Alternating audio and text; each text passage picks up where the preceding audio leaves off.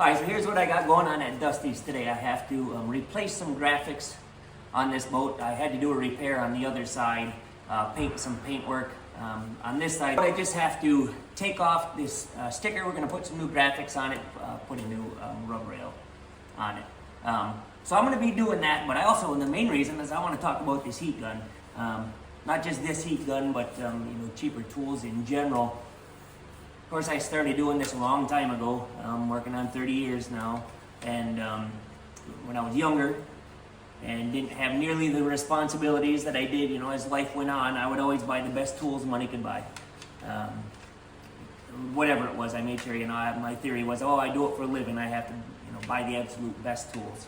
And I did, and, they were nice. Kind of as time went on and I went out on my own, I didn't always have the same luxury. I didn't always have the extra money. I had more kids, had more responsibilities. I couldn't always buy the $200 heat gun. So kind of out of necessity, I started buying cheaper stuff. I just didn't have the money for the good stuff. So even though it started out of necessity, as time went on, I realized that, man, there's actually some pretty decent value in some of the cheaper tools.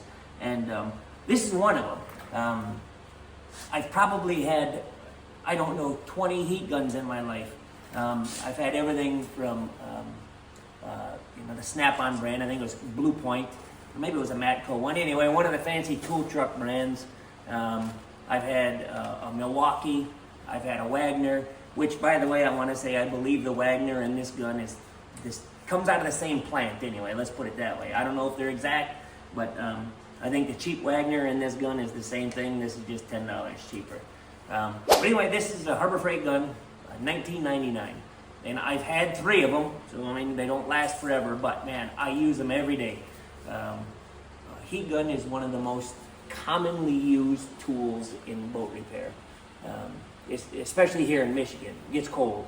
I know a lot of you guys work down in Florida and whatnot, you don't have to worry about it. We have, if we want to take out a rub rail or something, a lot of times we have to heat it. It's just too stinking cold and won't cooperate.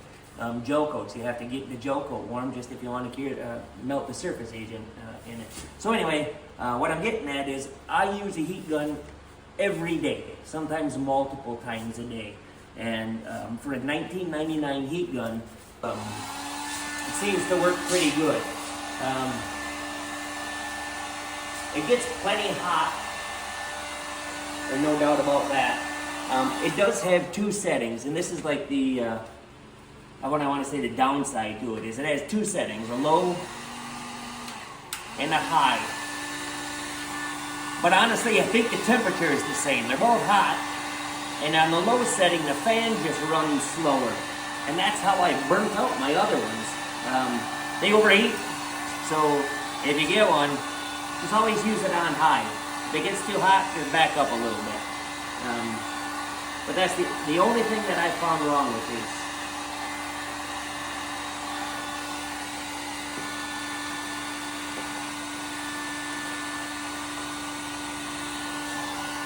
And again, I do this for a living. I'm using this thing every day. If you're a part-time guy or, just a boat owner that wants one for, doing some small jobs, my goodness, it probably lasts you half a lifetime. The sticker's not cooperating.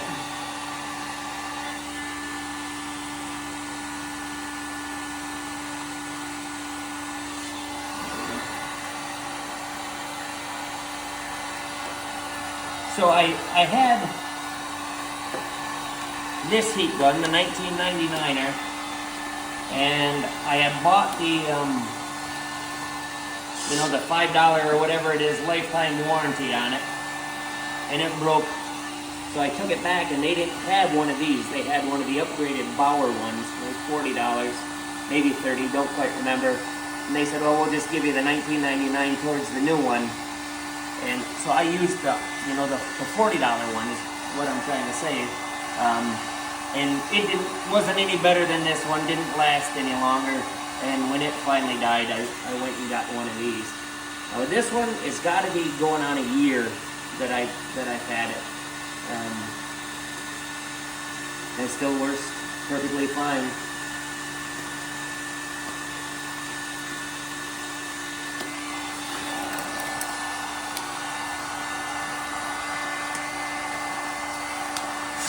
often wondered about that, working here in Michigan. In the winter, it gets so cold that, we have to heat up our surface agents in gelcoat. Even just sometimes to get, fiberglass to cure, we have to heat it up. But I wondered, that people that work in the hot areas, do you ever have your gelcoat, not cured because the surface agent was clumpy, or, I don't know, it seems like life would be a lot easier if you didn't have to worry about that.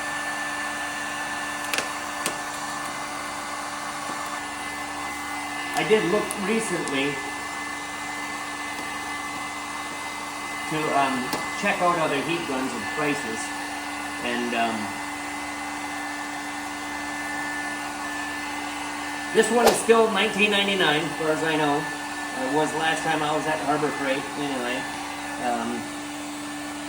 I looked at, the other common ones, like I said, the Wagner is one of them. I think that's a Home Depot, maybe Lowe's. I think it's a Home Depot exclusive, and that's how I ended up with one of those. Is I was working off-site one day and had forgotten my heat gun, so I had to find the nearest Home Depot, and that's what they had with Wagner, and I didn't have much luck with it. I don't remember what its demise was, but I know I didn't have it around very long. Looks like the Milwaukee and the DeWalt ones are right around $100 for the ones with the cord, like this one. And then they have the cordless ones too that are, $200 to $400, I guess, depending on which one you get. And I'm gonna say I have no idea. I've never used a cordless one, but I'm gonna be pretty skeptical about it. These things take an incredible amount of. They have to get them coils heat and get them coils hot, and run a fan at the same time. They just suck all kinds of power. When I run them on a generator off-site, you'll hear the generator bog down. So I'm really curious how long they could possibly last on a battery charge. And I guess I wouldn't. I would be skeptical. I don't think that it would be worth the money to invest in a cordless heat gun now. And certainly not for what I do. Maybe, I'm sure they have their uses, but not for body repair. Because usually when I'm doing something with it, it's on for a long time. Like peeling these graphics can take, sometimes hours, and I'd have a hard time believing that a cordless one would work for that long. Some graphics come off easy, some fight with me. This is right in the middle. It's trying to come off, but it's trying to fight with me at the same time.